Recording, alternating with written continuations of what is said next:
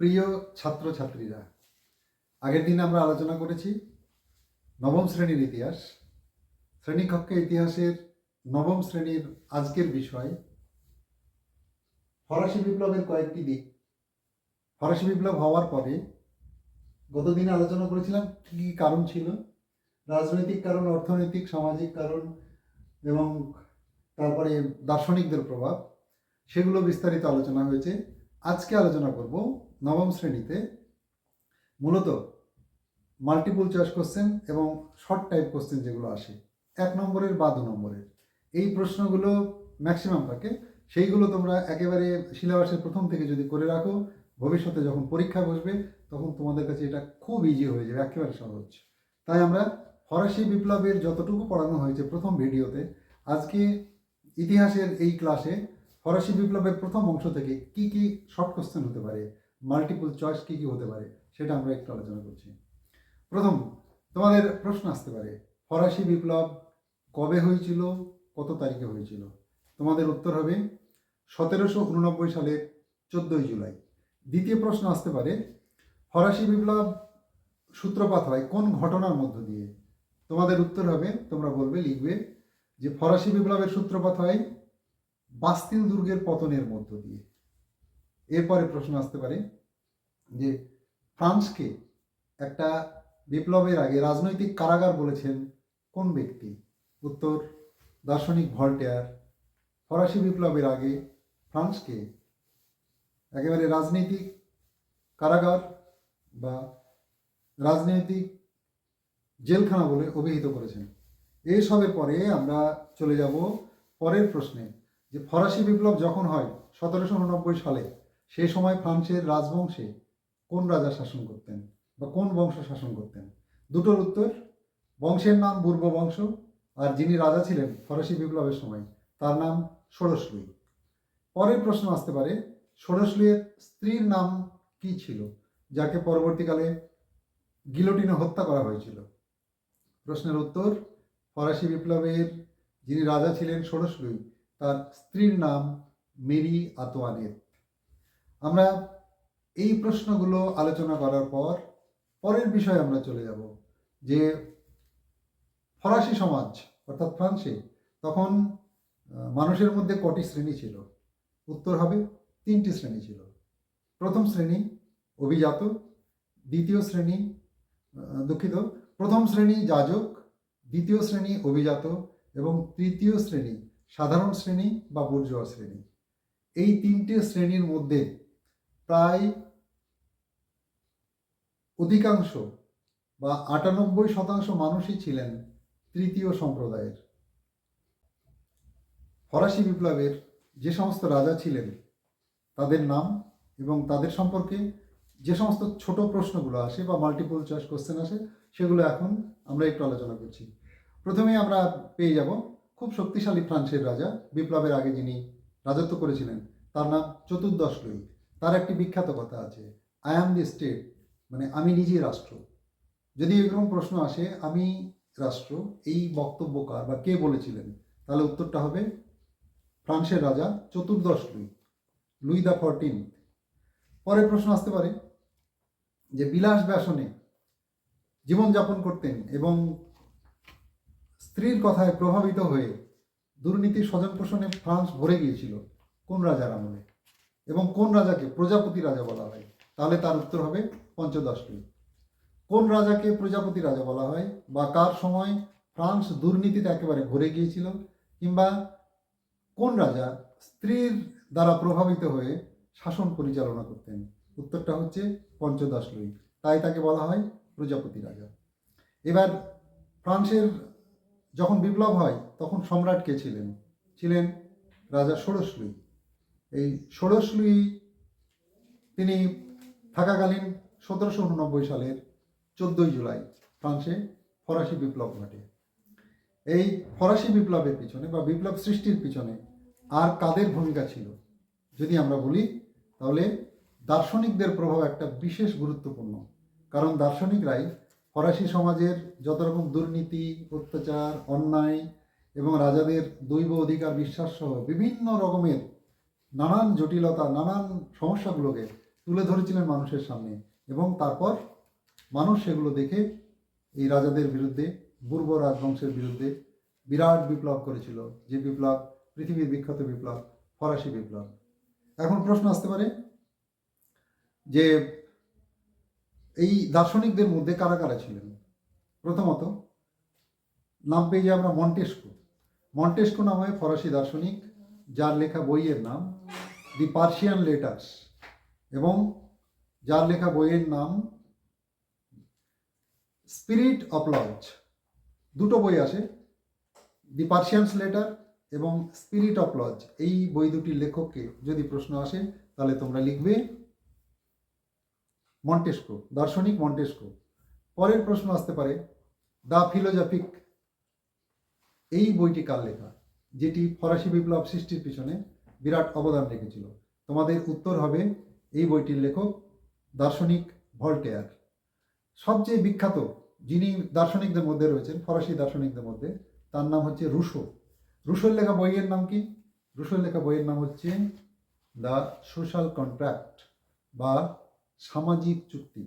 এই সামাজিক চুক্তি, সোশ্যাল কন্ট্রাক্ট, এটা লেখার পর রুশোর প্রভাব সবচেয়ে বেশি পড়েছিল ফরাসি সমাজে, এবং ফরাসি সমাজ বিদ্রোহের পথে, বিপ্লবের পথে পা বাড়িয়েছিল। 1789 সালের 14 জুলাই বিপ্লবের সূচনা হয়েছিল বাস্তিল দুর্গ পতনের মধ্য দিয়ে। ফরাসি বিপ্লবের ছোট প্রশ্নের ক্ষেত্রে খুব বিখ্যাত একটা প্রশ্ন, বহু বছর ধরে আসছে এবং এর আগেও অনেকবার মাধ্যমিক পরীক্ষা এসেছে, ক্লাস 9-এ এসেছে বিভিন্নভাবে। তোমাদের প্রশ্নটি হলো যে ফ্রান্সকে ভ্রান্ত অর্থনীতির জাদুঘর কে বলেছেন? এটা হচ্ছে ব্রিটিশ অর্থনীতিবিদ বা ফিজিওক্র্যাটস অর্থনীতিবিদ অ্যাডাম স্মিথ। ফ্রান্সকে ভ্রান্ত অর্থনীতির জাদুঘর বলেছেন অ্যাডাম স্মিথ। কী কারণে বলেছেন সেটা তোমরা আগের দিন শুনেছ। মূল কথা হলো ফ্রান্সে কর ব্যবস্থা একেবারে ঠিক ছিল না, অসামঞ্জস্যপূর্ণ। যাদের হাতে প্রচুর পয়সা, যারা সমাজের সম্ভ্রান্ত মানুষ, ধনী মানুষ, তারা কার্যত রাষ্ট্রকে কোনো কর দিত না, অর্থাৎ যাজক শ্রেণী ও অভিজাত শ্রেণী। যাবতীয় কর, অর্থাৎ রাষ্ট্রের 96% করই দিতে হতো সমাজের তৃতীয় শ্রেণীকে, অর্থাৎ কৃষক, শ্রমিক, বুর্জোয়া আর যারা ব্যবসায়ী থেকে শুরু করে যারা আছেন তাদের প্রত্যেককে। এইভাবে কর ব্যবস্থার অসামঞ্জস্যের জন্য, অসাম্যের জন্য অ্যাডাম স্মিথ ফ্রান্সকে ভ্রান্ত অর্থনীতির জাদুঘর হিসাবে তুলনা করেছেন। আমরা এরপরে দেখব ফরাসি বিপ্লব সৃষ্টির পিছনে যাদের বিভিন্ন অবদান বলবো না, মানে ডিসক্রেডিট রয়েছে, যাদের কারণে হয়েছে ফরাসি বিপ্লব, তাদের মধ্যে এক ধরনের মানুষকে বলা হতো ইন্টেন্ডেন্ট, অর্থাৎ যারা রাজকর্মচারী ছিল। এবং কোন রাজকর্মচারী? যারা দুর্নীতিপরায়ণ রাজকর্মচারী, তাদেরকে বলা হতো ইন্টেন্ডেন্ট বা অর্থ লোলুপ নেকড়ে। নেকড়ে বাঘ যেমন আক্রমণ করে মানুষ দেখলে বা অন্য কিছুতে, তারাও সাধারণ মানুষকে আক্রমণ করত, ইন্টেন্ডেন্ট যারা তারা, এবং মানুষকে অর্থনৈতিকভাবে দারুণ করে শোষণ করত। তাই তাদেরকে বলা হয় অর্থনৈতিক শোষণ বা অর্থ লোলুপ নেকড়ে। এরা হচ্ছে ইন্টেন্ডেন্ট। এবার এরপরে আমরা চলে যাব যে ফ্রান্সে যে কারণে বিপ্লব হয়েছিল তার অন্যতম একটি কারণ ছিল দীর্ঘদিন পর ফ্রান্সের যে পার্লামেন্ট, যার নাম হচ্ছে স্টেটস জেনারেল, এই কতদিন বন্ধ ছিল এবং কতদিন পরে এই স্টেটস জেনারেলের অধিবেশন আহ্বান করা হয়েছিল। উত্তরটা হবে, কিছুটা অবাকও হবে, যে দীর্ঘ 175 বছর পর ফ্রান্সের পার্লামেন্ট স্টেটস জেনারেলকে বাধ্য হয়ে 16 লুই আহ্বান করেছিলেন, এবং তারপর থেকে বিপ্লবের ধারা আরও গতি পায় এবং ফরাসি বিপ্লব হওয়ার জন্য মানুষজন উদ্গ্রীব হয়ে ওঠে যারা পার্লামেন্টের সদস্য ছিলেন। এরপরে আমরা চলে যাব ফ্রান্সের যে কর ব্যবস্থা, যে কারণে অ্যাডাম স্মিথ বলছেন এটা ভ্রান্ত অর্থনীতি জাদুঘর। তাহলে সেখানে কি কি ধরনের কর ছিল? মূলত 2 ধরনের কর ছিল। একটা হচ্ছে প্রত্যক্ষ কর, অর্থাৎ ডাইরেক্ট ট্যাক্স, আর একটা হচ্ছে পরোক্ষ কর, অর্থাৎ ইনডাইরেক্ট ট্যাক্স। এবার প্রত্যক্ষ করের মধ্যে কি কি পাই? আমরা দেখেছি টেইলি বা সম্পত্তির কর, ভিনটিএমে যা আয়কর, এবং ক্যাপিটেশন বা উৎপাদন কর। অর্থাৎ টেইলি বা সম্পত্তি কর, ভিনটিএমে আয়কর এবং ক্যাপিটেশন বা উৎপাদন কর, এই তিনটে ছিল প্রত্যক্ষ কর, ডাইরেক্ট ট্যাক্স। ফ্রান্সে ইনডাইরেক্ট যে সমস্ত কর ছিল বা পরোক্ষ কর ছিল, তার মধ্যে আমরা প্রথমে উল্লেখ করতে পারি টাইদ বা ধর্মকর। টাইদ ধর্মকরের পাশাপাশি গ্যাবেল বা লবণ কর, এডস বা মদের উপর ধার্য কর, পেঁয়াজ, পথঘাট, সেতু ইত্যাদি নির্মাণ এবং রক্ষণাবেক্ষণের জন্য তার উপরে কর। এছাড়া জীবজন্তু, মাছ বা অন্যান্য চাষের জন্য আরও বিভিন্ন কর। এই সমস্ত কর পরোক্ষভাবে ফ্রান্সের জনগণের কাছ থেকে রাজারা আদায় করতেন। তাহলে প্রথমে দেখলাম প্রত্যক্ষ কর, ডাইরেক্ট ট্যাক্স, এবং এখন দেখলাম ইনডাইরেক্ট ট্যাক্স বা পরোক্ষ কর। এই করের পাশাপাশি আমরা ফ্রান্সের ইতিহাস যদি দেখি, বিপ্লবের ইতিহাস যদি দেখি, তাহলে দেখব আরও বেশ কিছু কারণ এই ফরাসি বিপ্লব তৈরির জন্য দায়ী। আমরা দার্শনিকদের প্রভাব একটা বিষয় আলোচনা করেছি। দার্শনিকদের মধ্যে এটাও বলেছি যে মন্টেস্কু, ভল্টেয়ার, ডিএলএমবার্ট, ডিডেরো, এই সমস্ত কুয়েসনে এদের পাশাপাশি যাকে সবচাইতে প্রভাবশালী ধরা হয় এবং যার প্রভাব সবচেয়ে বেশি সমাজে ছড়িয়েছিল, তিনি হচ্ছেন রুশো। রুশোর বইয়ের নাম এর আগেও বললাম, সামাজিক চুক্তি মতবাদ, দ্য সোশ্যাল কন্ট্রাক্ট, এবং তাকে বলা হতো ফরাসি বিপ্লবের ঝড়ের পাখি বা জনক। যদি বলা হয় ফরাসি বিপ্লবের জনক, অর্থাৎ দার্শনিক রুশোকে বলতে হবে, এবং ফরাসি বিপ্লবের ঝড়ের পাখি যে নামটি, সেটা রুশোর নামের সঙ্গে জড়িত। ফলে যাই প্রশ্ন আসুক না কেন, সোশ্যাল কন্ট্রাক্ট মতবাদের প্রবক্তাকে, তার উত্তর রুশো। আবার যদি আসে ফরাসি বিপ্লবের জনককে, তার উত্তর রুশো। আবার যদি আসে ফরাসি বিপ্লবের ঝড়ের পাখি কাকে বলা হয়, তার উত্তর হচ্ছে রুশো। ফরাসি বিপ্লবের যে সমস্ত প্রশ্ন নবম শ্রেণীর ইতিহাসের জন্য আসতে পারে, বিশেষ করে তোমাদের ফার্স্ট সামেটিভে, যেখানে 40 নম্বরের পরীক্ষা হবে, 3টে সামেটিভের মধ্যে প্রথমটি 40 নম্বরের, তার মধ্যে একটা ভেরি ইম্পর্টেন্ট কোশ্চেন আসতে পারে যে ফ্রান্সে যে 3টি শ্রেণী ছিল, 3টি শ্রেণীর নাম লিখো। তোমাদের আগেই বলেছি, প্রথম শ্রেণী যাজক শ্রেণী, দ্বিতীয় শ্রেণী অভিজাত শ্রেণী, এবং শেষে তৃতীয় শ্রেণী বা সাধারণ শ্রেণী।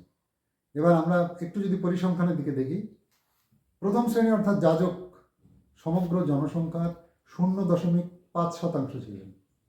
অর্থাৎ 0.5% সংখ্যায় অতি নগণ্য, কিন্তু তারা ছিলেন প্রচণ্ড প্রভাবশালী, সমাজের একেবারে বৃত্তশ্রেণী মানুষ। তাদের অধীনে প্রচুর পরিমাণে সরকারি জমি জায়গা ছিল বা যাজকদের অধীনে। এবার দ্বিতীয় যেটা অভিজাত শ্রেণী, অভিজাত শ্রেণীর সংখ্যা 1.5%। ফরাসি জনগণের মোট জনসংখ্যার 1.5% ছিল অভিজাত শ্রেণী, আর এই দুটো মিলিয়ে প্রায় 2% মতো, বাকি 98% ছিল তৃতীয় শ্রেণী বা সাধারণ শ্রেণীর মানুষ। বিস্ময়ের ব্যাপার, এই দুই শ্রেণী সুবিধাভোগী শ্রেণী ছিল, তারা সমস্ত রকম সুবিধা ভোগ করত। আর যারা 98% অর্থাৎ তৃতীয় শ্রেণী, তাদের সুবিধাহীন শ্রেণী হিসাবে উল্লেখযোগ্য ঐতিহাসিকরা উল্লেখ করেছেন। তারা কোনো রকমের সুযোগ সুবিধা পেতেন না, যার ফলে এই মূলত তৃতীয় শ্রেণীর মধ্য থেকে, এবং তৃতীয় শ্রেণীর যারা একবারে অগ্রসর অংশ বুর্জোয়া, তাদের নেতৃত্বে ফরাসি বিপ্লব বিশেষভাবে হয়েছিল। সবচেয়ে বিস্ময়কর ব্যাপার হলো, সেই সময় অর্থাৎ 1789 সালে যখন ফ্রান্সে বিপ্লব হয়, সেই সময় মোট জনসংখ্যা ছিল 2,50,00,000। মোট জনসংখ্যার মধ্যে তৃতীয় শ্রেণীর মানুষই ছিলেন 2,40,00,000 বা তারও কিছুটা বেশি। ফলে নানান অসাম্যের কারণে, নানান দুর্নীতির কারণে, নানান কারণের সমন্বয়ে 1789 সালের 14ই জুলাই বাস্তিল দুর্গ পতনের মধ্য দিয়ে ফরাসি বিপ্লবের সূচনা হয়। এই ফরাসি বিপ্লবের আরও নানান প্রশ্ন আসবে বাকি অংশগুলি, যেগুলি নবম শ্রেণীর ইতিহাসের সিলেবাসের অন্তর্ভুক্ত, সেগুলো আমরা পর্যায়ক্রমে আলোচনা করব। আজ এ পর্যন্তই। ভালো থেকো, পরে আবার দেখা হবে, কথা হবে।